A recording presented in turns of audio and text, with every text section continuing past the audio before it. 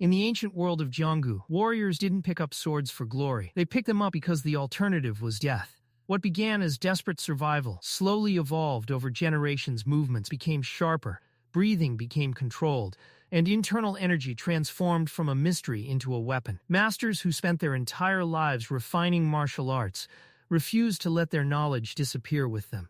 They passed their techniques through scrolls, relics, and worthy disciples, and those who pushed beyond the limits of ordinary humans became something greater entirely. They were known as the people of Murim. Naturally, powerful people gathered into powerful groups. Clans were formed built on loyalty, ambition, and bloodlines.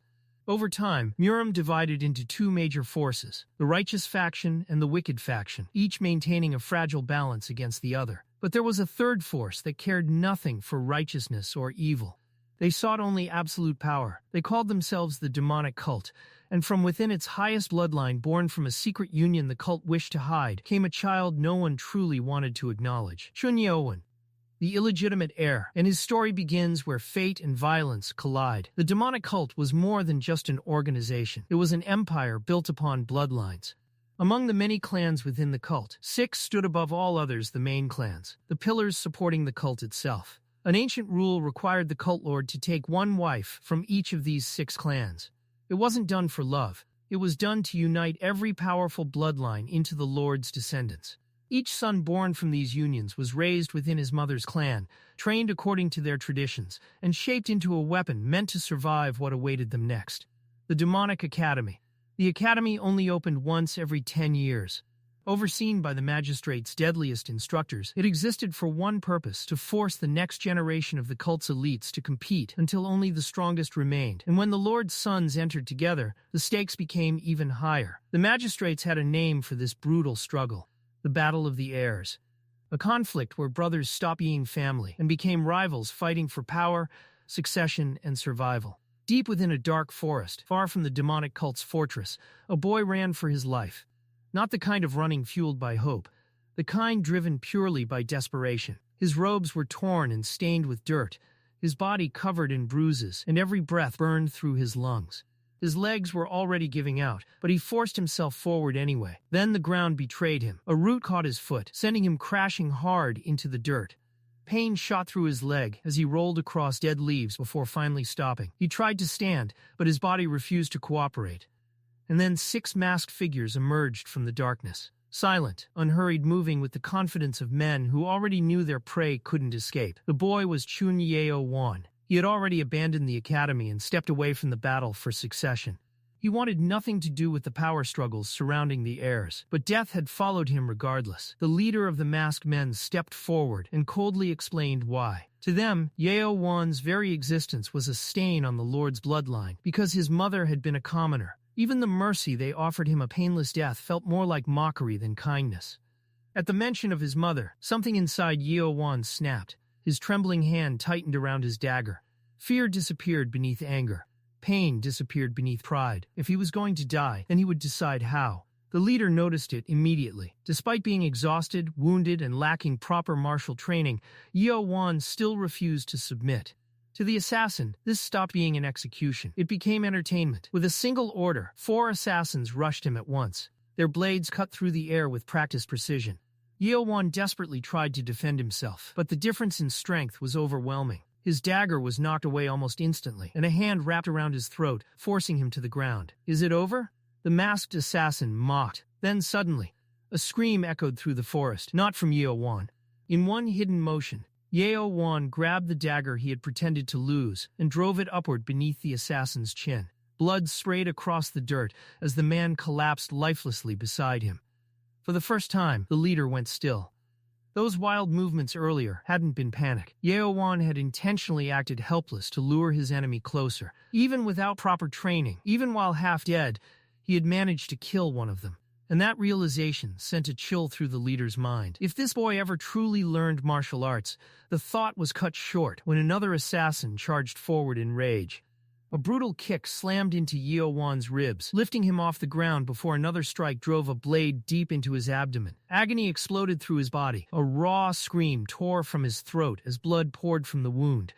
But the assassin wasn't satisfied. With cruel enjoyment, he planted his boot directly onto the injury and slowly pressed down harder, mocking Yeo-Woon's pain while savoring every gasp. Yeo-Woon's thoughts began fading beneath the unbearable pain, but one emotion still remained. Defiance. He quickly realized there was no escaping this situation. The same trick wouldn't work twice. Still, at least one of them had died by his hands. That alone gave him a bitter sense of satisfaction. Nearby, the leader silently watched the torture unfold. He clearly disliked the unnecessary cruelty, but he chose not to interfere. Then suddenly, the atmosphere changed, not emotionally.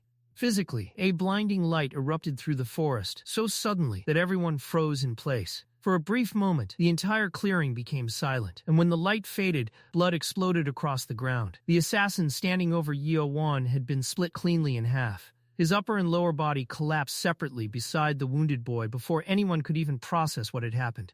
The remaining assassins immediately turned toward the trees in shock, and from the darkness, a strange man slowly stepped into the clearing. His clothing belonged to no known clan, no known faction. Nothing about him matched the world of Murim, and the overwhelming presence surrounding him made one thing painfully clear. He did not belong here. The leader reacted instantly. That light, whatever it was, set every instinct in his body screaming danger. He drew his sword and lunged toward the stranger. The attack never landed. Another flash of white burst through the clearing, and in the next instant, the leader simply disappeared. Not cut down, not blown apart, erased, like he had never existed at all. One of the remaining assassins opened his mouth to speak. The same light flashed again, and he vanished too. Now only one assassin remained. His body trembled uncontrollably as panic overtook him. He tried desperately to make sense of what he had just witnessed. Maybe this was some hidden master who had transcended mortal limits entirely. But then another question immediately followed. Why would someone like that save a dying boy abandoned in a forest? That thought only deepened his fear. His resolve finally broke. Forget the mission. Forget everything. He turned to flee.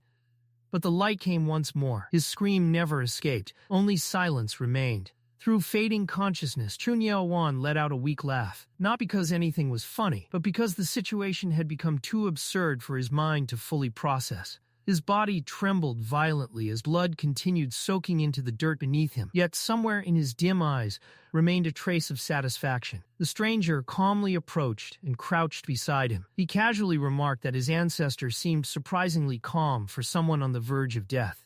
Yeo-Woon barely processed the word. Ancestor? His thoughts struggled to connect properly. Who was this man? What was he talking about? Why had he appeared here? But before Yeo-Woon could force out a question, a strange mechanical beeping sound echoed through the forest. The stranger's expression shifted immediately. Something about that sound meant time was running out. He quickly explained that he had intended to arrive earlier, but things hadn't gone according to plan. Since there was no more time, he would have to improvise. The man pulled out a strange syringe and injected something behind Yeo-Woon's ear, then another directly into his heart. After looking over Yeo-Woon's destroyed condition, he muttered that the injuries were painful just to look at. He told Yeo-Woon to succeed, to live a better life than his own descendant had. And then he briefly explained that the thing he injected was called a Nano Machine, the latest generation model, and that Yeo-Woon would figure out how to use it soon enough. Then, without any dramatic farewell, he disappeared, leaving Yeo-Woon alone in the forest surrounded by corpses. The stranger's words barely made sense to him. Nano Machine, generation, terms that sounded completely foreign to the world he knew. His consciousness slowly faded, and then a voice spoke. Cold, mechanical, emotionless. It announced a serial number before identifying itself as the 7th generation Nano Machine, developed by the Sky Corporation. Activation would now begin. Yeo-Woon's eyes snapped open. He gasped sharply and sat upright, breathing heavily as his mind struggled to catch up with reality. He was alive. That alone made no sense. He clearly remembered the blade piercing his abdomen. He remembered the pain, the blood, the certainty that he was dying. Yet when he looked down, the wound was gone. Not even a scar remained. Confusion quickly turned into disgust as he realized his entire body was covered in some thick black liquid. At first he assumed it was sweat, but the texture was far too heavy and sticky. He raised his hand closer. The substance coated his skin completely, giving off a terrible smell as though impurities had been forced out from inside his body itself. Yeo-Woon stared at it silently. Objectively speaking, this was becoming a horrible day. Then suddenly, the same emotionless voice spoke directly inside his head. Yeo-Woon immediately jumped to his feet and looked around the forest. No one. The voice spoke again. Panic quickly rose inside him. This didn't feel like telepathy or martial arts. It felt unnatural, like something had been inside him the entire time. The voice calmly confirmed his suspicion. It was not coming from outside. It was coming from inside his brain. Yeo-Woon's pulse spiked instantly. Demanding answers, he asked what exactly this thing was and why it was speaking inside his head. The response came immediately.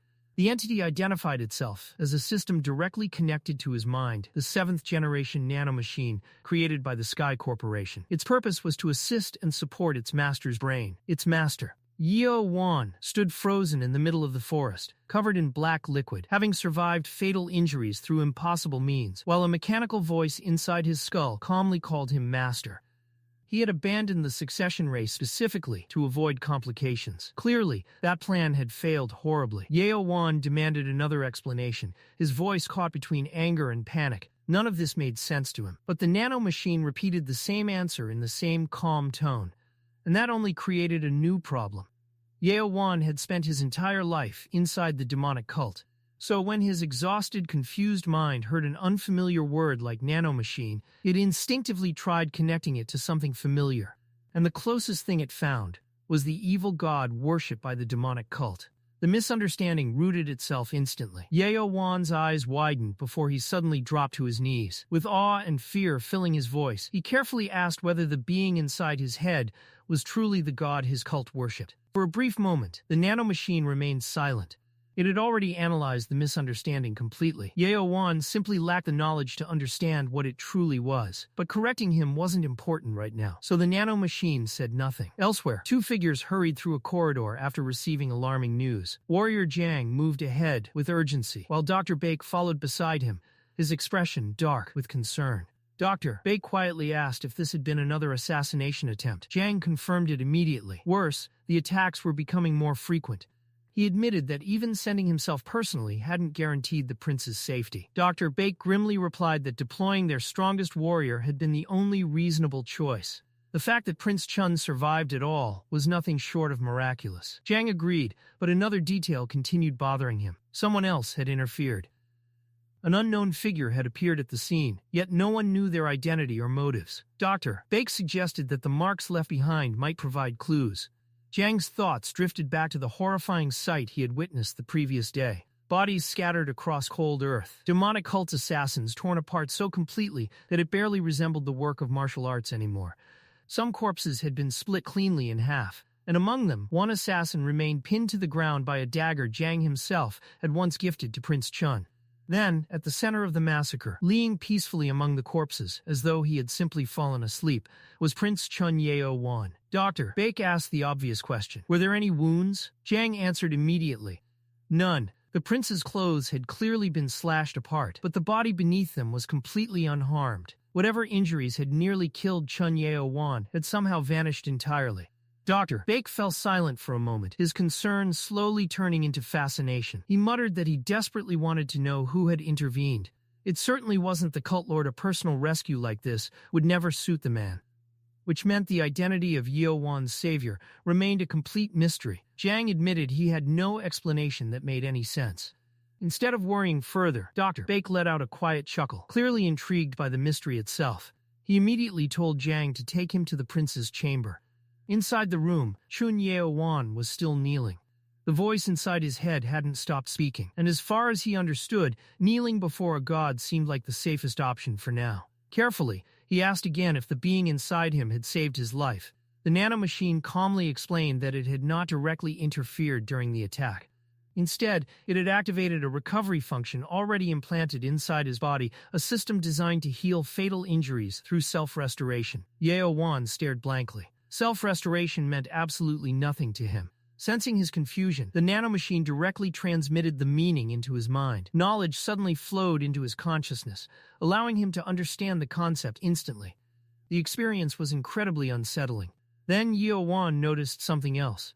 The voice kept calling him master. When he asked about it, the Nano Machine explained that it was simply using terminology adapted to his culture and understanding. It was the most suitable way to define their relationship. Then, it finally addressed the bigger misunderstanding directly. It was not a god, not the evil deity worshipped by the demonic cult, not a divine being deserving worship.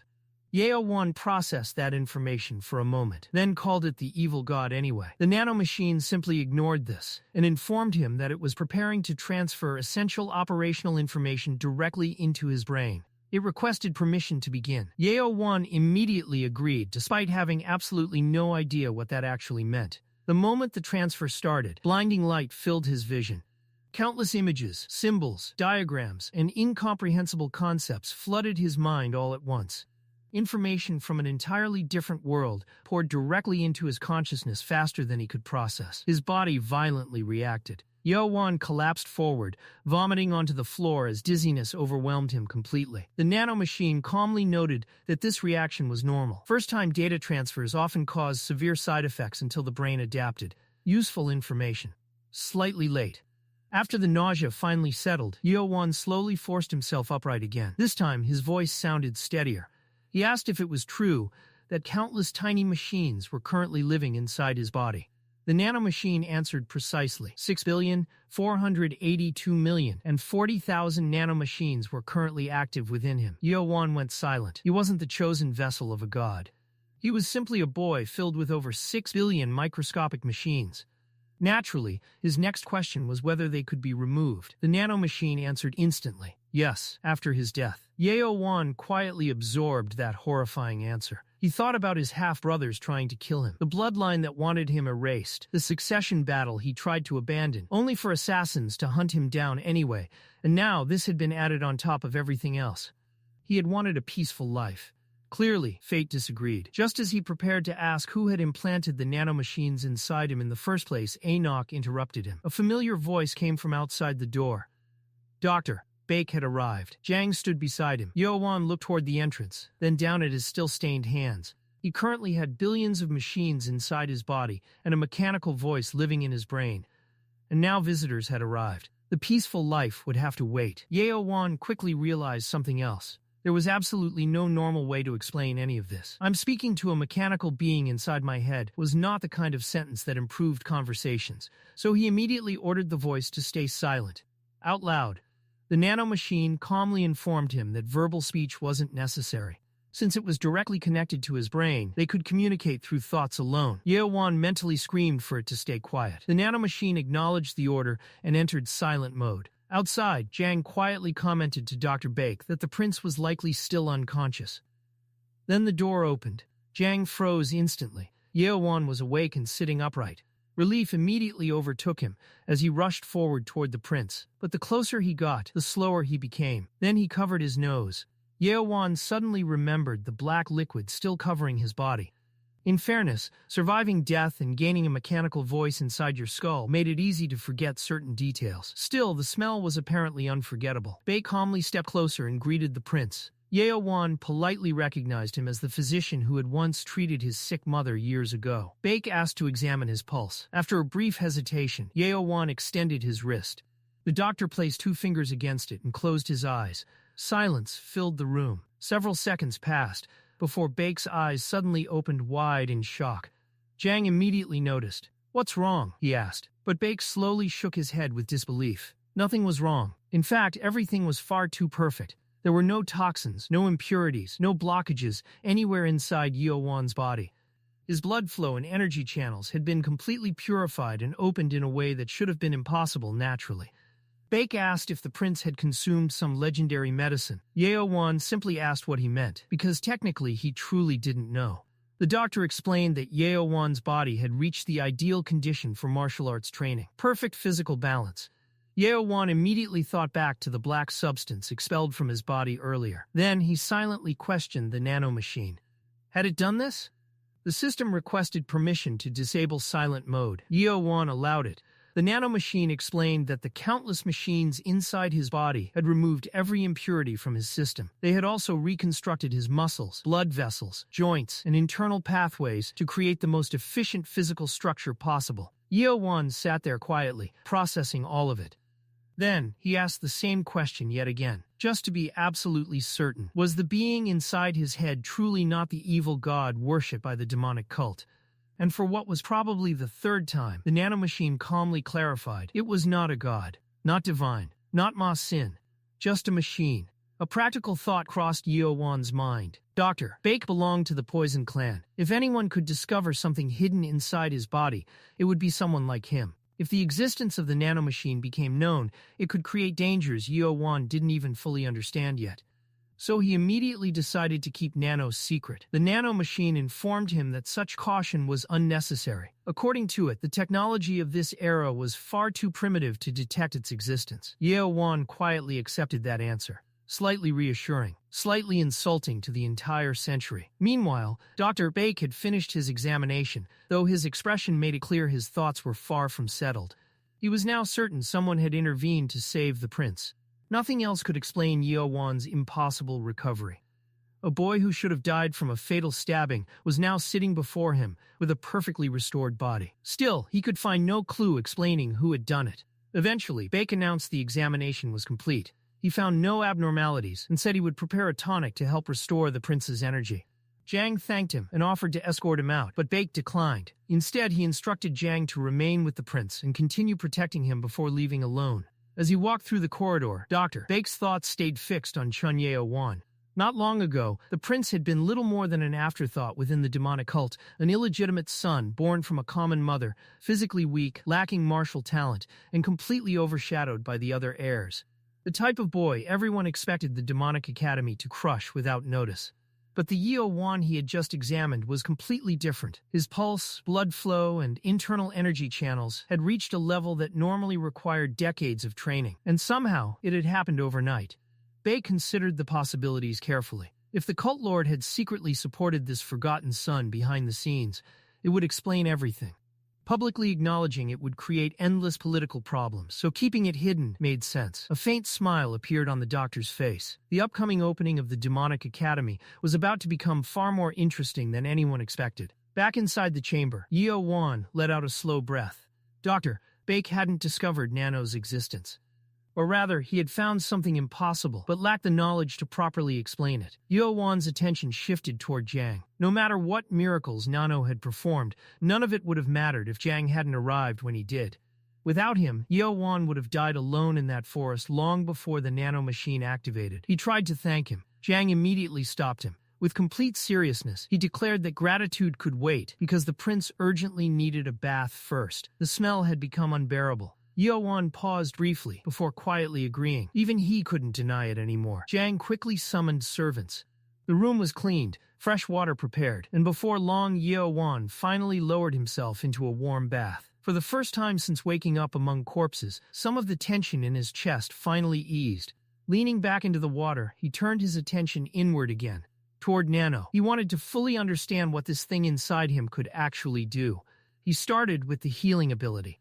He had already experienced its effects personally, but he wanted details. Nano explained immediately that any internal or external injury caused by outside force could be rapidly repaired. Yeo-Woon silently processed that. He had literally been stabbed through the stomach and healed without leaving a scar. Apparently, Nano's definition of rapid was on an entirely different level from normal people. However, there were limits. Extreme blood loss or decapitation required cellular regeneration, which was a much slower process. Yeo-Woon listened carefully before deciding there was only one proper way to confirm this information, testing it himself. He grabbed his dagger and sliced across his palm. Pain immediately shot through his hand as blood began flowing from the wound. Nano instantly activated the self-healing function. The bleeding stopped. The cut closed. His skin restored itself completely within moments. Yeo-Woon stared silently at his palm, turning it over several times, as if expecting the wound to suddenly reappear. It didn't. The nano machine had been telling the truth, though Yeo-Woon also privately decided that next time he should probably test with a smaller injury first. His thoughts shifted toward the massive amount of information Nano had transferred into his brain earlier. Were all those abilities and functions truly usable? Nano confirmed that every feature described within the transferred manual was fully accessible. Yeo-Woon decided he would explore that later. For now, he simply finished bathing, but when he finally stood up from the tub, he froze. His body had completely changed. The weak and frail physique he had carried his entire life was gone, In its place was a lean, perfectly balanced body, with clearly defined muscles and an unnaturally refined structure. Even his posture and movements felt smoother and more efficient. Yeo-Woon immediately demanded to know if Nano had done this too. Nano confirmed that his entire physical structure had been reconstructed and optimized. At that moment, a maid quietly entered the room to help him dress. While she worked, Nano calmly continued explaining the process in his mind. It clarified that creating matter from nothing was impossible. However, reshaping and improving existing biological structure required only precision. Yeo-Woon silently listened, then reluctantly admitted to himself that Nano's explanations made most of the knowledge he'd learned in his life feel embarrassingly primitive. At that point, he realized something else. Seventh-generation Nano Machine developed by the Sky Corporation was far too long to mentally repeat every time. So he officially shortened the name. From now on, he would simply call it Nano. The system accepted the name immediately. Later, Yeo-Woon stood inside his study, unsure where to begin. The shelves around him were filled with martial arts texts and theory manuals he had ignored for most of his life. Back then, there had been little point studying techniques his weak body couldn't use anyway. But now things were different. He asked Nano where he should start. The answer was surprisingly simple. Pick a book. Flip through the pages. Yeo-Woon waited for additional instructions. There were none.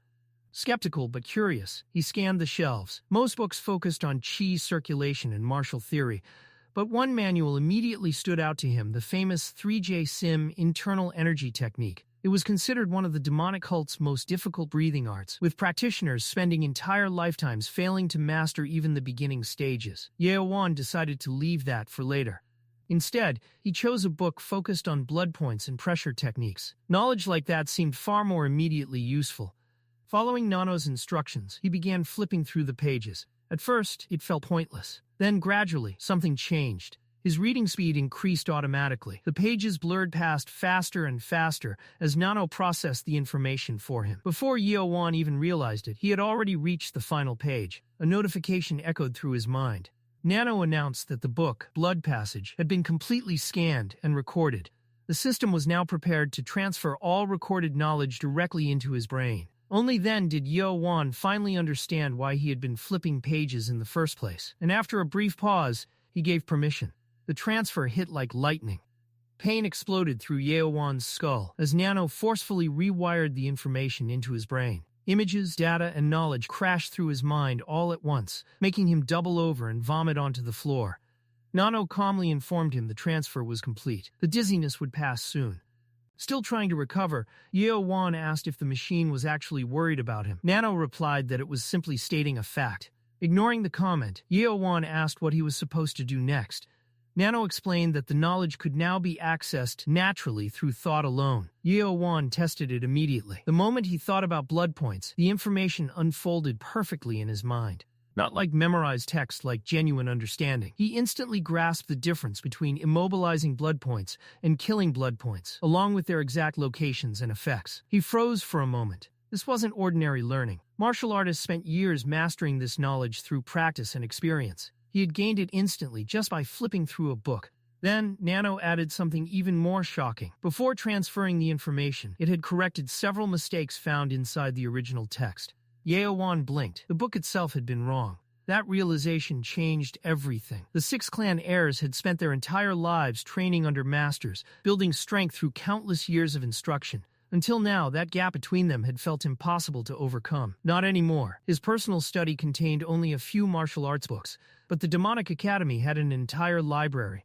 Yeo-Woon slowly realized what that meant. He would return to the academy, not for the throne, not for the succession battle, but because he now possessed something no one else in the demonic cult had ever possessed, the ability to perfectly absorb and understand martial arts instantly. If the heirs wanted a battle for power, then he would give them one they could never prepare for. Far away in the South Castle, Prince Murim received a troubling report. The 5 men he had sent to kill Yeo-Woon were dead. Every single one. Murim immediately demanded an explanation. One of the guards carefully suggested that someone may have interfered and protected the 7th prince. Murim snapped at him to stay quiet, but privately, he knew the guard was probably right. From the start, he had dismissed Yeo-Woon completely. A powerless prince born from a low-born mother shouldn't have survived 5 trained assassins, which meant someone important was helping him, possibly even their father. That thought irritated him more than anything else. His expression darkened. If others couldn't handle Yeo-Woon properly, then he would do it himself, and the academy would provide the perfect opportunity. Yeo-Woon's mother had died from poison when he was 10 years old. Yeo-Woon himself had nearly died beside her after being poisoned as well, only surviving because Dr. Baek arrived in time. After that day, Jang personally prepared and inspected every meal Yeo-Woon ate, quietly, without ever speaking about it. Yeo-Woon had never forgotten. That morning, Jang practiced dagger techniques in the courtyard as usual, his movements sharp and precise from decades of repetition. Yeo-Woon watched silently from his room. Today was the day he would enter the academy, and once he entered, Jang would no longer be there to protect him. For a brief moment, Yeo-Woon wondered if he should have secretly learned martial arts earlier, but he quickly dismissed the idea. The 6 clans watched him too carefully. Any sign of hidden training would have brought immediate danger. Besides, he had made a vow after his mother died. He would not pursue martial arts until the day he entered the academy. That day had finally arrived. Then Nano suddenly spoke. It informed him that it could scan Jang's martial technique. Yeo-Woon's eyes widened slightly. Nano explained that it could analyze the movements, understand the structure behind them, and directly transfer the knowledge into his brain. Not just copied movements, complete understanding. It could even transfer martial arts already stored inside Nano's own system. Yeo-Woon hesitated for only a moment. Stealing another person's martial art felt wrong. But he didn't have the luxury of morality anymore. He ordered Nano to begin. The scan lasted 30 minutes. As Jang continued practicing outside, Nano carefully analyzed every movement and every shift in muscle control. Then the transfer began. Pain struck again, though weaker this time. When it ended, Yeo-Woon stared at the dagger resting nearby. He instinctively understood the technique now. Quietly, he moved into position and copied Jang's stance perfectly. Then he attacked. The dagger technique flowed flawlessly. A martial art Jang had refined for 20 years had just been perfectly reproduced on Yeo-Woon's first attempt. His expression slowly changed. Nano had completely bypassed the years of repetition and training normally required to master martial arts. Then Nano spoke again. During the scan, it had also analyzed the muscular structure required for the technique. It asked if Yeo-Woon wanted that transferred as well. Yeo-Woon frowned. He had already performed the technique perfectly. So what exactly was the problem? Pain exploded through his body. Every muscle seized at once, agony tearing through him so violently he couldn't even breathe properly. He collapsed to the floor, barely able to think. Through clenched teeth, he demanded an explanation. Nano calmly explained that while his brain now understood the technique, his body itself had never been trained to perform it. Normally, martial artists build the correct muscles through thousands of repetitions over many years. Yeo-Woon had skipped all of that. His body simply wasn't prepared for the strain. Yeo-Woon asked Nano to explain it in simpler terms. Nano paused, then politely informed him that it would lower its explanation to match his level of intelligence. Yeo-Woon's eye twitched immediately. Still in pain, he told Nano to continue. The simplified explanation was straightforward. His brain understood the technique perfectly. His muscles didn't. Without years of physical conditioning, forcing the movement had damaged the muscle tissue underneath. However, Nano could artificially recreate that accumulated training through a simulated muscle adaptation process. Once completed, his body would perform the techniques naturally, without strain. Yeo-Woon listened carefully, then summarized it himself.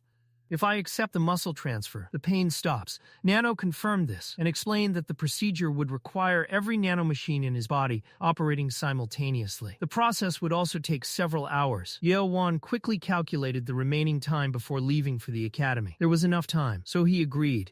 Nano issued one final warning. The procedure would involve extreme pain, and anesthesia was available if requested. Yeo-Woon asked how painful extreme actually meant. Nano answered with perfect precision. Out of 1,350,000 recorded cases involving this procedure, the overwhelming majority of subjects had lost consciousness during the transfer. Yeo-Woon stared silently for a moment. Then he told Nano to begin without anesthesia, though if he failed to endure it, the system could activate it afterward. Nano accepted the command. At first, the sensation was mild. A faint tingling spread throughout his body like pins and needles. Then the real process started. Every muscle in his body seized violently at once. Pain exploded through him. His body convulsed uncontrollably as his breathing locked in his throat. A strangled sound escaped his mouth despite his attempt to suppress it. Half scream and half groan as agony tore through every fiber of muscle simultaneously. Nano calmly observed his condition, then announced that anesthesia would now be administered. A final breath escaped Yeo-Woon, and darkness swallowed him whole. Meanwhile, Jiang had moved into the kitchen after finishing his morning training. He briefly considered preparing something special for the prince's departure to the academy, but eventually decided against it. Instead, he prepared Yeo-Woon's favorite dishes, simple food, familiar food, that felt more appropriate. As he cooked, his thoughts wandered back over the past 5 years. Ever since Yeo-Woon's mother had died from poison, Jiang personally handled every meal the boy received. He checked every ingredient himself, refusing to let history repeat itself. In all that time, he had probably learned more about cooking than combat. He quietly remembered the prince's mother, especially her final request. "Protect my son. Nothing more." As he stood there in silence, he offered a quiet prayer that wherever she was now, she might continue watching over Yeo-Woon after he entered the academy, a place Jiang himself would not be allowed to follow. Then, a sound interrupted the silence. A muffled cry of pain echoed faintly from the prince's room. Jiang instantly froze, then moved. Instinct took over immediately. Jiang grabbed his sword and rushed toward the chamber without hesitation. The moment he burst through the door, his eyes swept across the room before landing on Yeo-Woon, collapsed awkwardly across the bed. He reached him in seconds and checked his pulse. Steady, calm, strangely calm. In fact, eerily similar to the condition Yeo-Woon had been found in years ago after the mountain incident. At least he was alive. Jiang slowly relaxed and turned to leave. Then, something on the floor caught his attention. He crouched down.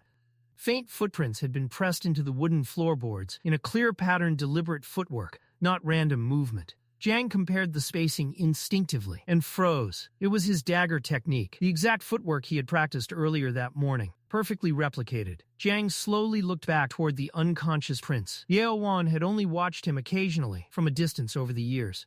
Yet somehow, those brief observations had reproduced movements that took Jiang 2 decades to master. For a long moment, Jiang simply stood there in silence. Then he quietly left the room and closed the door behind him. He still had breakfast to finish preparing. Inside Yeo-Woon's mind, Nano announced the completion of the muscle transfer and began removing the anesthesia. A sharp jolt ran through his head. His eyes snapped open. For several moments he remained lying there, breathing heavily while exhaustion settled deep into his body. His first coherent thought was a firm promise to never willingly experience that pain again. Nano calmly reminded him that it had warned him beforehand. Yeo-Woon ignored the comment entirely. He pushed himself upright and immediately noticed something faintly off about the room, the subtle feeling that someone had entered while he was unconscious. He suspected Jiang had probably checked on him. Still, there were more important matters. Standing in the center of the room, he steadied himself and raised the dagger again. Nano informed him that he now possessed both the knowledge and muscular conditioning equivalent to 20 years of practice. Yeo-Woon moved. This time, the technique flowed flawlessly. No strain, no resistance. Every movement was smooth, precise, and perfectly controlled. Jiang's 20 years of mastery had fully settled into his body. He stepped into the next movement. Cracked the floor, split beneath his heel.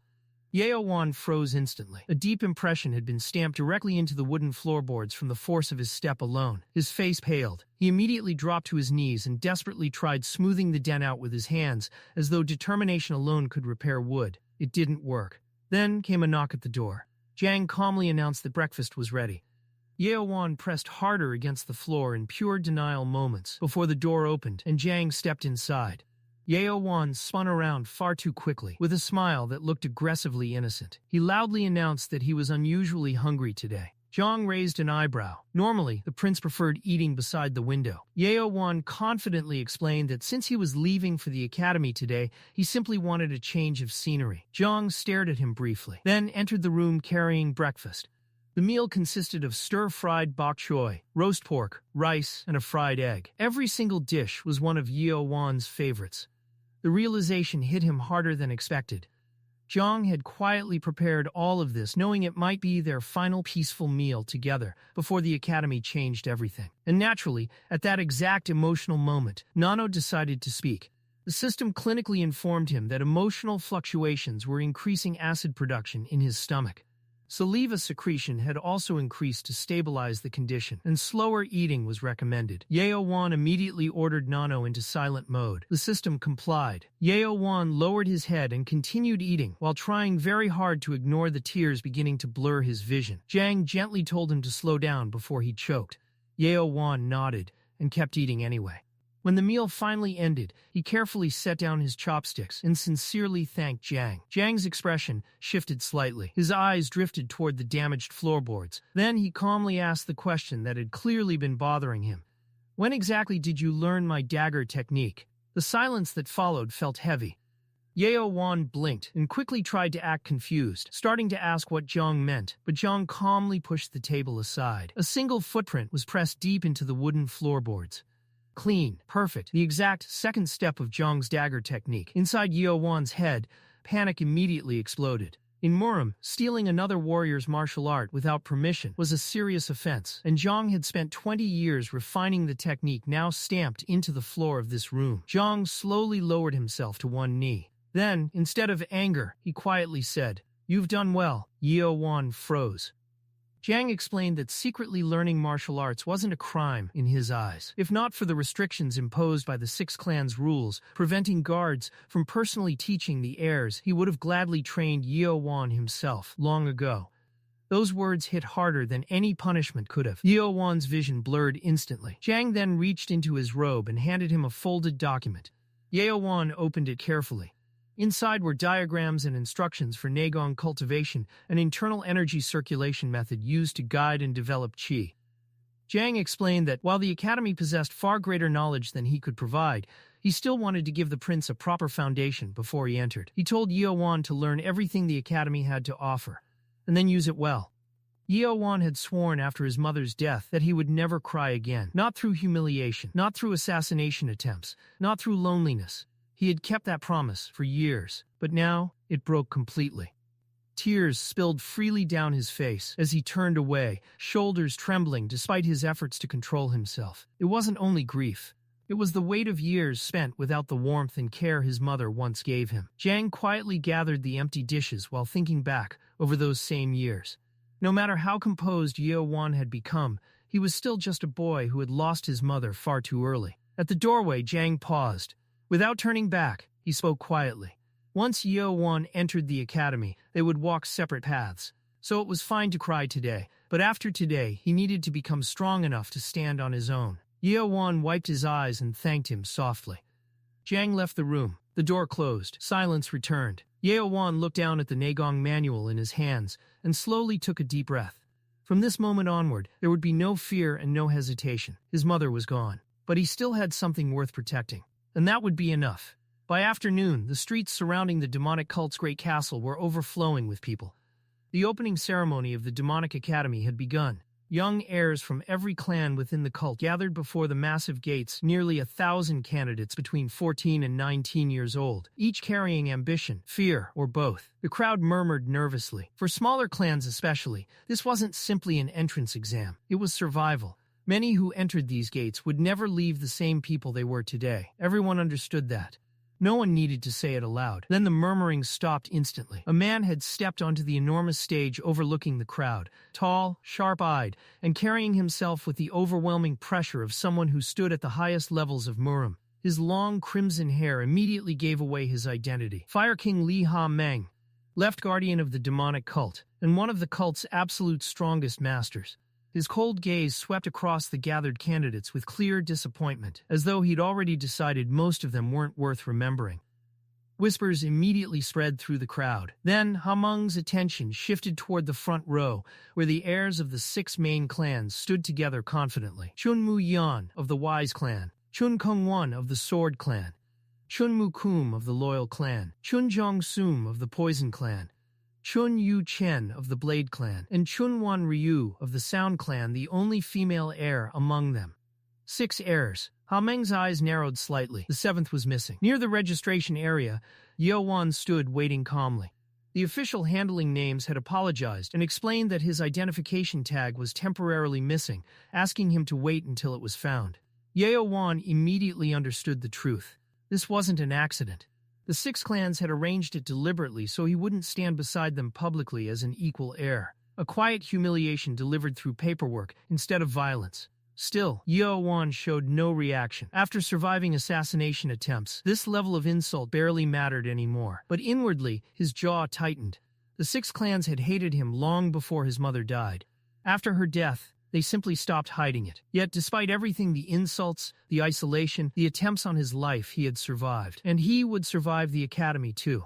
Eventually, Yeo-Woon finally joined the candidates. The moment people noticed the black namatag marked with the number 7, whispers spread through the crowd immediately. The illegitimate 7th prince, the heir with no clan support. The boy rumored to have never properly trained in martial arts. Around him stood hundreds of candidates who had spent their entire lives preparing for this moment. Most people quickly reached the same conclusion. He would probably be the first eliminated. Yeo-Woon heard the laughter and mocking comments clearly enough, but he ignored all of it. Their ridicule would disappear eventually. His determination wouldn't. From the stage above, Ha-Meng finally spotted him. The isolated 7th prince standing apart from the 6 clan heirs. A faint, humorless smile crossed the left guardian's face. It almost suited the boy, somehow carrying isolation around him like a permanent shadow. Whether that shadow survived the academy, however, remained to be seen. Then a massive horn echoed across the courtyard. The sound silenced the entire crowd instantly. The atmosphere changed. The lord of the demonic cult had arrived. 2 terrifying figures walked beside him. On his left stood Great Guardian King Markham, his face hidden completely behind a silver mask that revealed absolutely nothing about the man beneath it. Even surrounded by countless warriors, the pressure radiating from the 3 figures was overwhelming enough to make the entire gathering hold its breath. To the Lord's right stood a man in dirty, tattered robes with an almost lazy posture, looking more like a drunk wanderer than one of the demonic cult's highest-ranking figures. This was Right Guardian Submong, better known as the Crazy Blade. From the stage, Ha-Meng clicked his tongue and muttered something about Submong's terrible appearance and drinking habits. Submong immediately snapped back, clearly ready for an argument at any moment. The fight lasted only seconds before Great Guardian Markham shot both men a single cold glance. That alone was enough. Both instantly fell silent. At the center of the stage sat the lord of the demonic cult himself, Cheon Yeo-Woon. Dressed in golden robes embroidered with the character Sky, he sat motionless on the throne, carrying the overwhelming presence of someone who stood at the absolute peak of Murim, one of the 5 strongest warriors in the world, and the father of Cheon Yeo-Woon. Markham stepped forward and spoke a single word: silence. The entire training ground instantly fell quiet. Thousands of candidates froze as the opening ceremony officially began. Markham bowed respectfully toward the throne, and Lord Cheon Yeo-Woon slowly rose to his feet. The atmosphere itself seemed to change. Without raising his voice, the Lord addressed the candidates, calling them the future of the demonic cult and the generation that would carry its power forward. The crowd erupted with loyal cheers. Everyone shouted except one person. Yeo-Woon stood silently, staring at his father. 15 years. Not once had the Lord acknowledged him properly. Not once had he spoken to him like a son. And now, for the first time, their eyes met. The Lord looked at him briefly, then looked away. Cold, empty, indifferent, like Yeo-Woon was nothing more than another face in the crowd. A dull ache settled in Yeo-Woon's chest, but he buried it immediately. He had stopped expecting warmth from that man a long time ago, especially from the man who hadn't even come personally when his mother was dying. Fine. Before the silence could linger, Ha-Meng stepped forward and took control of the ceremony again. His voice thundered across the field as he announced the true beginning of the academy. The candidates immediately became tense. Then Ha-Meng explained the rules. The academy would last 4 years and consist of 6 stages. At the end of every stage, students would face a single test. One failure meant elimination. No second chances. No excuses. The crowd immediately exploded into nervous whispers. One attempt? Fail once? And you're out forever? Ha-Meng confirmed it without hesitation. The academy showed no mercy. Those who failed would simply be discarded. Fear spread across the field instantly. Then Cheon Yeo-Woon of the Sword Clan raised his hand confidently and announced he had a question. Ha-Meng immediately cut him off. Who gave a bastard permission to speak? The crowd froze. Kung-Woon's face twisted in humiliation as Ha-Meng casually reminded him that inside the academy, the 6 clans held no special authority. Here, everyone was equal. If he didn't like it, he was free to leave. Several other heirs quietly enjoyed watching the Sword Clan heir get humiliated in public. Kung-Woon forced himself to bow and apologize through clenched teeth. Ha-Meng smirked and continued. Then he revealed the reward for passing each stage: the Black Dragon Ball. The crowd erupted instantly. The legendary elixir was said to grant 20 years' worth of internal energy cultivation. Passing all 6 stages meant gaining 120 years of Negong. Some candidates were already imagining themselves becoming top experts overnight. Others were more skeptical. If the treasure was truly that valuable, why hadn't the cult masters already taken all of them? Still, excitement spread through the entire field. Yeo-Woon listened carefully. For the 6 clan heirs, the Black Dragon Balls were simply extra power added on top of their already massive foundations. For him, they were different. A lifeline. Then Ha-Meng revealed the second reward, the martial arts library. The academy possessed a 5-floor library filled with martial arts manuals. Each completed stage unlocked another floor, granting access to increasingly powerful techniques including secret arts from the 6 clans and legendary Murim masters. The crowd nearly lost control. Divine techniques, legendary martial arts, treasures people spent entire lifetimes searching for. Yeo-Woon's eyes sharpened immediately. To him, the library mattered even more than the elixirs. Power alone wasn't enough. Technique mattered, and with Nano's ability to instantly absorb martial arts knowledge, the academy library was practically a treasure vault made specifically for him.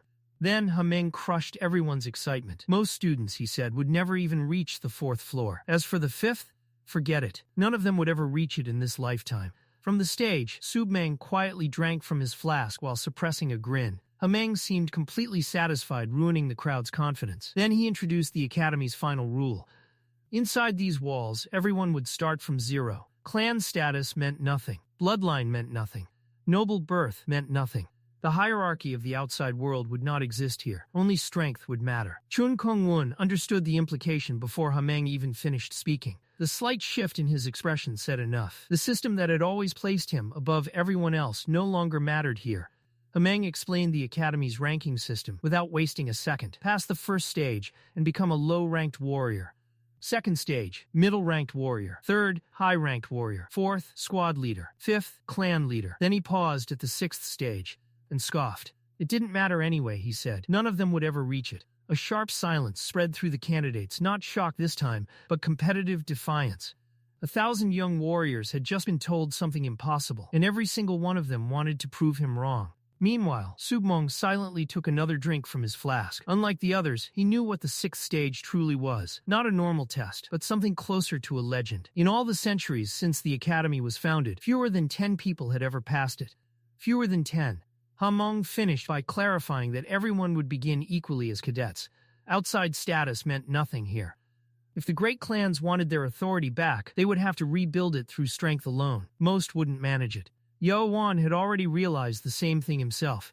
Surviving poisonings, assassination attempts, and years of isolation had only been the beginning. Now came ascension. Then Ha-Meng casually announced that the 1st test would begin immediately. The crowd erupted in disbelief. Nobody had expected an examination on the very first day. There was supposed to be orientation, preparation, time to adjust. Ha-Meng clearly didn't care.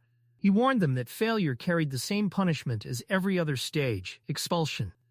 No exceptions. The 1st test would measure basic Negong cultivation. Those without it wouldn't simply fail. They would be reassigned to agricultural districts, trade sectors, and low-level service work within the cult. Places with little protection and plenty of opportunities for enemies to finish unfinished business. Cold realization settled over Yeo-Woon. The oath he had kept since his mother's death, refusing to properly learn martial arts until entering the academy, had just become a deadly weakness. Without Negong, failing the 1st test was almost guaranteed. And if he failed, he likely wouldn't survive long afterward. Ha-Meng, sensing the despair spreading through the field, dryly added that the academy always needed workers for less glamorous jobs. That did not help. In the front row, Chun Mu-kun watched everything with quiet satisfaction. He had originally planned to kill Yeo-Woon himself at the academy. Now it seemed the academy might do the work for him. Then the crowd suddenly fell silent again. A woman stepped onto the stage. Graceful, beautiful, calm, the kind of presence that naturally commanded attention without trying. But beneath that elegance was something far more dangerous. Ha-Meng introduced her. Hong Soyu, leader of the Sound Clan, 5th elder of the demonic cult, the proctor for the 1st examination. The crowd immediately grew uneasy. Bringing someone of her level to oversee an entrance test felt excessive. Then her fingers touched the strings of her instrument. Before she even played, students instinctively covered their ears and crouched down as pressure began building in the air itself. Ha-Meng watched with amusement. If Soyu used her full power, he explained, nobody there would survive long enough to understand what killed them. Fortunately, she would be holding back, Probably, the test was simple. Endure 1 minute. Yeo-Woon's stomach tightened. He had no Nagong, never learned it, and standing before him was one of the greatest sound cultivators in the entire cult. Hameng gave the signal. The first notes spread across the field. The melody sounded beautiful, at first soft, elegant, almost peaceful. Then the vibration hit. The sound slipped past skin and muscle and directly into the body itself. Within seconds, weaker students collapsed, foaming at the mouth. Others convulsed violently as the resonance disrupted their internal organs and heartbeats. The melody deepened, becoming heavier and more destructive with every note. The smaller clans fell first, then the mid-level families. Only the strongest bloodlines and 6 clan heirs remained standing, protected by years of cultivation and rare medicinal treatments. Cheon Yeo-Woon looked across the chaos with open contempt, loudly declaring that this was the natural difference between the 6 clans and everyone else. Then he searched for Yeo-Woon among the fallen, and froze. Something was wrong. On the stage, Hong So-Yu's fingers moved faster across the strings. For the first time, irritation appeared on her face. Her attention locked onto a single figure in the crowd, Cheon Yeo-Woon, still standing. Around him, students collapsed, bleeding from their ears, while bodies dropped across the field like casualties after a massacre. Yet Yeo-Woon remained perfectly upright, breathing calmly as the sound waves struck him without effect. So-Yu's eyes narrowed. A boy without Nagong should have fallen first, not lasted longer than everyone else. The music intensified. Her restraint weakened as sharper, heavier waves poured from the instrument. Yeo-Woon still didn't move. Yeo-Woon looked down at his own hands. All around him, the field had turned into chaos. Students screamed. Blood covered the ground. Bodies twitched at the edge of his vision. But he felt absolutely nothing. No pain, no pressure, not even discomfort. Then Nano's voice echoed calmly inside his head. The system had detected the dangerous sound frequencies the instant the performance began. Predicting severe internal damage, it had automatically activated an emergency defense mode. His hearing had been completely isolated. The sound waves were being neutralized before they could affect his body at all. Yeo-Woon had been standing in the middle of a devastating sonic assault, with his hearing completely shut off. He silently asked Nano to confirm it. Nano explained calmly that it had detected the dangerous sound frequencies the moment Hong So-Yu began playing. Predicting critical internal damage, it had activated emergency defense mode, isolating his auditory system entirely. Communication between them was now being routed directly through his brain. While the entire field suffered through the music, Yeo-Woon was effectively standing in silence. He almost smiled at that. Almost, across the field, Hong So-Yu's gaze locked onto him. Her eyes were sharp and searching, the look of someone staring at a result that completely contradicted her expectations. A silent challenge passed between them. Yeo-Woon held her gaze without flinching. Then, out of curiosity, he asked Nano if it could block her stare the same way it blocked the sound. Nano replied that doing so would require disabling his vision entirely. Yeo-Woon internally smirked and decided he could live without that feature. Meanwhile, Hameng had fallen unusually quiet.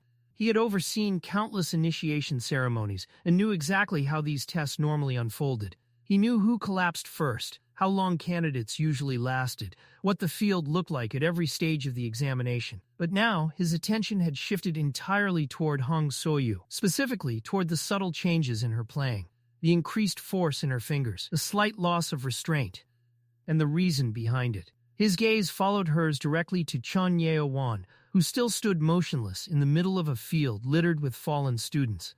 That alone was enough to interest him. The rumors about the 7th prince painted him as talentless, no Nagong, no martial training, nothing worth noticing, a candidate expected to disappear within the academy's first hour.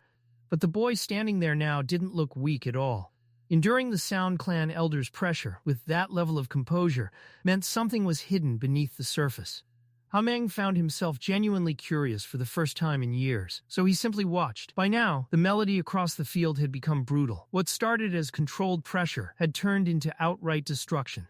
Blood streamed from ears and noses as students collapsed in groups. The few still standing trembled violently, enduring through sheer stubbornness alone. Even the 6 clan heirs felt the increased intensity. Cheon Yeo-Woon finally turned around despite the rules forbidding it, and nearly stopped breathing. Yeo-Woon was still standing. Not barely surviving either, he looked calmer than people who actually possessed cultivated Nagong. Disbelief instantly turned into fury. His reaction caused the others to turn as well. Chun Jong-sum and Chun Won-ryo stared at Yeo-Woon in complete shock before anger quickly replaced it. The weak bastard prince they had mocked should have been the first person on the ground. Instead, he stood untouched while hundreds collapsed around him. Murim immediately arrived at the only explanation his pride could accept. Yeo-Woon had Negong all along. He had hidden it, pretended to be weak while secretly cultivating behind everyone's backs. The thought alone enraged him. Yeo-Woon couldn't hear any of their reactions, but he could read their faces easily enough. Shock, hostility, suspicion, rage, and he immediately realized the problem. If he walked away completely unharmed while the rest of the field bled around him, nobody would believe the truth. They would assume he had hidden his cultivation all this time, and suspicion from enemies was far more dangerous than being underestimated. So he made a decision. He needed to bleed. Quietly and precisely, he instructed Nano to make it happen. The system obeyed immediately, calculating the exact amount of internal damage necessary to create convincing injuries while remaining repairable afterward. At the same time, Hong So-yu's composure finally cracked completely. Her pride had taken over. She had restrained herself for an entrance examination. Yet this boy continued standing there as though her music meant nothing. That humiliation infuriated her. Internal energy surged into her fingers as she struck the strings with nearly half her full power. The field exploded. The elegant melody vanished, replaced by pure destructive force. Students screamed as blood burst from their mouths and bodies collapsed under the violent resonance. Even the six clan heirs staggered under the pressure, their carefully cultivated Negong trembling beneath the attack. Ha-Meng reacted instantly. His voice cut through the chaos as he ordered Hong So-yu to stop immediately. She obeyed. The strings fell silent. Across the field, the surviving candidates dropped to their knees gasping, blood staining the ground beneath them. Even Submong looked disturbed. A few more seconds, and every single candidate would have died. Meanwhile, Hong So-yu stood frozen in humiliation. Her control had slipped publicly because one boy in the back row refused to fall. And in her mind, there was only one explanation. Cheon Yeo-Woon had secretly cultivated and deliberately made a fool of her. Then Yeo-Woon's body suddenly convulsed. His face turned deep red before instantly draining pale, and blood violently erupted from his mouth. Not a small amount, a horrifying amount. The entire field went silent. Ha-Meng frowned deeply. Hong So-yu's anger instantly shifted into shock. Even Murim became confused. The amount of blood pouring out made no sense. Inside, Yeo-Woon actually agreed. Nano calmly informed him that his request had been completed successfully. Roughly 30% of his internal organs had been damaged, producing severe internal bleeding and the dramatic external hemorrhaging he had wanted. Yeo-Woon would have liked to complain about the system's excessive enthusiasm. Unfortunately, another violent convulsion interrupted him. He collapsed forward, coughing blood onto the ground in endless waves. He had asked Nano to make the injuries convincing. Nano had apparently taken that very seriously. Ha-Meng moved immediately. Whatever else this was, one fact mattered above all. Cheon Yeo-Woon was the Lord's son. Illegitimate and ignored, yes, but still carrying the bloodline. If he died during the Academy's entrance exam, the blame would land squarely on Ha-Meng. He crossed the field in a blur and caught Yeo-Woon before he hit the ground. Yeo-Woon's vision was fading in fragments, light, shadow, the vague outline of the man holding him. Inside him, Nano was already calculating. Massive blood loss. Internal trauma. Self-repair protocol beginning. Yeo-Woon tried to stop it. Just for a little longer. Long enough for the act to look convincing. His body no longer had the strength. Ha-Meng looked down at the pale, blood-covered boy in his arms and frowned. He had seen countless candidates collapse before. He knew what failure looked like. This wasn't it. Instinctively, he extended his senses into Yeo-Woon's body, searching for hidden Negong, some concealed cultivation foundation, anything that explained what he'd witnessed. He found nothing. No hidden power, no secret training. Nothing except a body held together by sheer refusal to give up. Something shifted behind Ha-Meng's eyes. The rumors had described Yeo-Woon as weak and illegitimate prince, with no martial talent, no future, no reason to survive the academy. Ha-Meng had accepted that story because it fit neatly into the world he already knew. But the boy in his arms had endured the Fifth Elder's pressure, with no cultivation at all. That wasn't weakness, that was something rarer. Defiance, the kind that couldn't be taught. Ha-Meng straightened and signaled sharply toward the field's edge. Academy staff rushed forward, lifting Yeo-Woon and carrying him away. Ha-Meng watched silently as they disappeared. Privately, he admitted something to himself. If Yeo-Woon had been born legitimately under one of the six clans, Ha-Meng would have taken him as a student without hesitation. A will like that was priceless. But opposing the six clans over an illegitimate heir was a battle even he couldn't afford. So he said nothing. As consciousness slipped away, Yeo-Woon gave Nano one final command. Restore everything. Organs, blood loss, all of it. Immediately, Nano obeyed. On the stage, Hong So-yu stood perfectly still, her composure only barely rebuilt. The embarrassment lingered beneath her expression. She had lost control, escalated the examination out of wounded pride, nearly killed the Lord's son in front of the entire academy. Ha-meng approached quietly and reminded her exactly of that. Her expression cracked slightly. She asked, almost uncertainly, whether Yeo-Woon truly had no Negong. Ha-meng confirmed it. He had checked personally. The boy had kept his oath completely. So-yu couldn't process it. A student without internal energy should have collapsed first. Instead, he had endured until his body physically broke apart. Ha-meng gave her the only explanation. Yeo-Woon had survived through willpower alone. The silence afterward carried a strange weight. Even Hong So-yu felt something uncomfortable settle in her chest. Submong's laughter shattered the moment. He openly praised the boy for enduring the trial, clearly entertained by the entire situation. Ha-meng immediately told him to stay out of it. Submong ignored him. A few insults later, the atmosphere between them changed completely. Invisible pressure rolled across the field as their auras collided like opposing storms. Students already kneeling stayed exactly where they were. The tension stretched dangerously. Then Submong smirked and turned away, flask in hand, muttering insults about how weak the current generation was. But before leaving, his eyes briefly paused on the spot where Yeo-Woon had stood. For a moment, something resembling respect crossed his face. Then, it vanished. The academy's medical floor smelled heavily of herbs and medicine. Baek Jong-myung, disciple of the legendary physician Baek Jong-woo, had spent the morning eagerly preparing for incoming injuries. The academy's opening exam always produced interesting cases, and he genuinely loved his work perhaps a little too much. So when frantic knocking erupted at his door, his eyes practically lit up. The doors burst open as academy staff rushed inside carrying a blood-soaked body. Jong-myung enthusiastically declared the demonic academy the greatest institution in the world. The staff exchanged tired looks. They'd heard stories about him. Brilliant healer. Completely insane about medicine. Still, the moment he saw the patient, his excitement vanished. The boy on the stretcher was covered in blood, but there were no external wounds anywhere. Just catastrophic internal damage severe enough to force blood from every opening. Jong-myung went very still. In 10 years under Baek Jong-woo, Jong-myung had treated shattered bones, collapsed meridians, crushed organs, and injuries that should have killed people outright. He had never seen anything like this. He dismissed the academy staff and assured them he would handle the patient himself. One of the men hesitated at the door, frowning slightly. Yeo-Woon's face looked different, somehow less pale than before, like color had quietly returned while nobody was paying attention.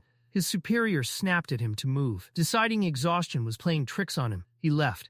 The door closed, leaving the infirmary in silence. Jong-myung sat beside the bed and checked Yeo-Woon's pulse. It was steady. Worse, it was getting stronger.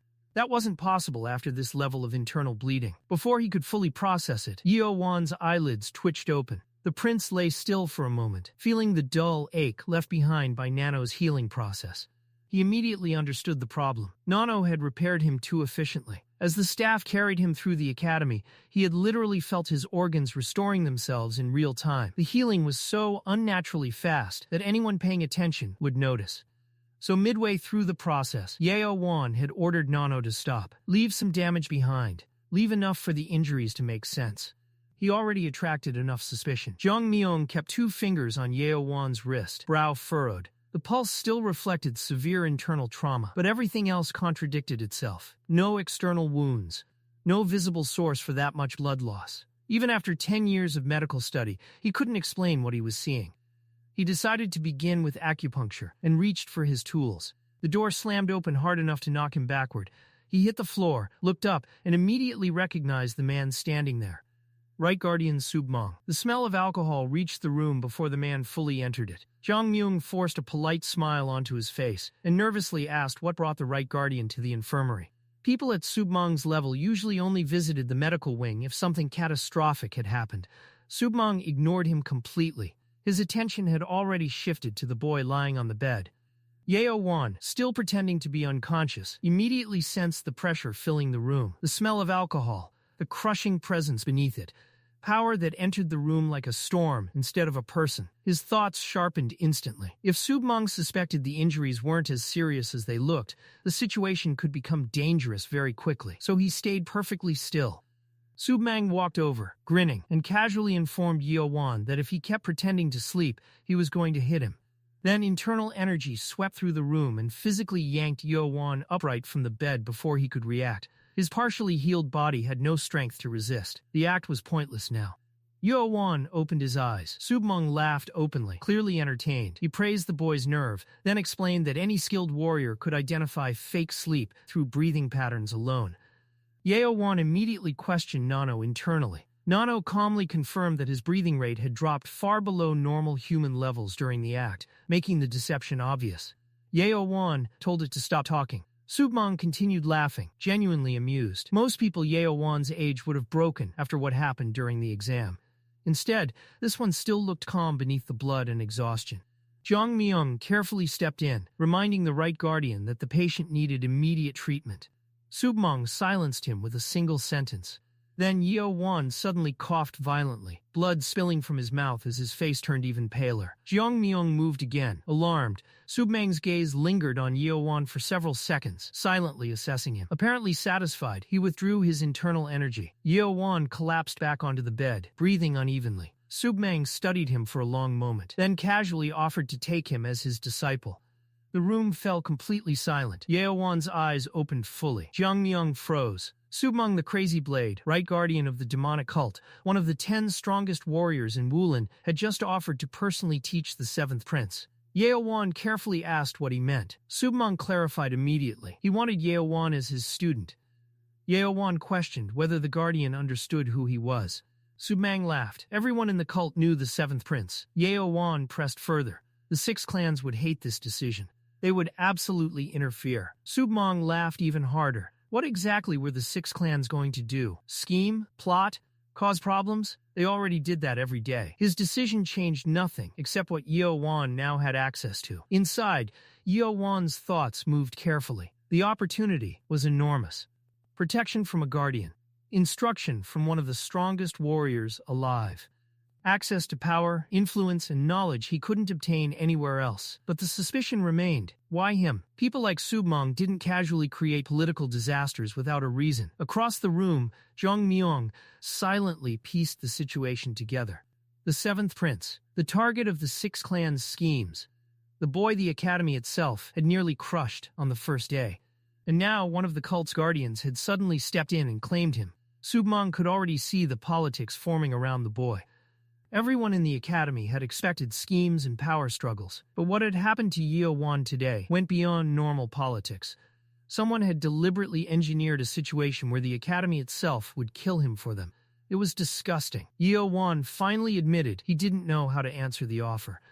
Everything had happened too fast, and once academy training began, mentorships weren't usually arranged like this. He needed time to think. Submang's patience disappeared instantly. With clear irritation, he said that if Yeo-Woon kept hesitating, it would start looking like the right guardian of the demonic cult was sitting in an infirmary, begging a half-dead teenager to become his disciple.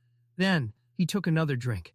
Underneath the irritation, though, he understood the real issue. The boy was cautious, in the way only survivors became cautious. People who spent their lives surrounded by traps learned to question every act of kindness. Submang respected that. He finally set the bottle aside. That alone changed the atmosphere. The joking edge faded from him as he leaned forward and pulled a worn piece of parchment from his robes, placing it on the bed. Yeo-Woon looked down at it. Submang told him plainly that this was the one thing he needed most right now if he wanted to survive the academy. Then he explained why. Everyone else was already outside training, building advantages, strengthening themselves, while Yeo-Woon lay stuck in the infirmary. He had survived the first trial through sheer willpower, but will alone couldn't create Nagong. It couldn't bridge the gap between him and heirs who had cultivated internal energy since childhood. Without Nagong, the next stages weren't challenges. They were walls. A warrior who fell behind was already dead, he just hadn't hit the ground yet. Yeo-Woon clenched his fists beneath the blanket. The truth landed hard, because he already knew it himself. Submang then asked why Ha-Meng had personally ordered Yeo-Woon to the infirmary. Yeo-Woon assumed it was because of his injuries. Submang laughed. Of course the injuries mattered. But dozens of students had suffered internal damage during the trial, and none of them were here. Why? Because martial artists healed internal injuries through meditation and internal energy. Medicine only sped up the process. Anyone with Nagong could recover in their own room, except someone who had none. The realization settled immediately in Yeo-Woon's mind. The others were already healing themselves through cultivation. He alone had been isolated here because he lacked the ability to recover naturally. The infirmary wasn't protection. It was containment. Submang watched the understanding appear on the boy's face and continued coldly. How exactly was someone without Nagong supposed to recover quickly enough to compete while everyone else kept growing stronger? Yeo-Woon already knew Nano could heal him far faster than meditation ever could, but he couldn't reveal that, which meant Submang's logic still cornered him perfectly. So he brought up the Academy rewards instead, the Black Dragon Balls, and access to the library after each stage. Submang laughed again. Then he revealed another detail Hamong hadn't mentioned. The library wasn't freely accessible. Students earned only one visit per cleared stage. First floor access lasted exactly 2 hours. Nothing could be copied or written down. Every technique had to be memorized before leaving. Most students considered memorizing 2 martial texts during those 2 hours impressive. Yeo-Woon's eyes shifted slightly. For normal people, the restriction was brutal. For him, it was meaningless. Nano could scan pages instantly. What limited everyone else could become his greatest advantage. Submang continued explaining the reality of the academy. Every other candidate had arrived with clan techniques, cultivation foundations, and powerful backing. Yeo-Woon had arrived with none of it, only enemies who wanted him dead. Willpower alone wouldn't protect him against the 6 clan heirs. Only strength could do that. Then Submang gestured toward the parchment. Yeo-Woon asked quietly if it was what he thought it was. Submang grinned. It was the fundamental breathing technique, the foundation of all Nagong cultivation. And if Yeo-Woon accepted him as his master, training would begin immediately. At that moment, Yeo-Woon's hesitation ended. Whatever Submang's deeper motives were, the answer was obvious. He needed strength. He needed protection. He needed someone powerful enough that even the 6 clans would hesitate before moving openly against him. The oath that had stopped him from learning martial arts until entering the academy had already been fulfilled. Now he would begin. Ignoring the pain in his battered body, Yeo-Woon forced himself upright from the bed. His muscles screamed in protest, but he stayed standing. Submang watched silently. Yeo-Woon lowered himself into a formal bow and accepted the right guardian as his teacher, swearing himself as his disciple with a steady voice despite the trembling in his body. Something like satisfaction settled into Submang's expression. Yeo-Woon then moved for the deeper bow, the one carrying true commitment. Before he could complete it, an invisible force stopped him. Submang's Nagong lifted him upright effortlessly. The right guardian's voice turned calm and firm. The blood of Chun bowed to no one except the lord of the demonic cult himself. That was not going to change inside an infirmary.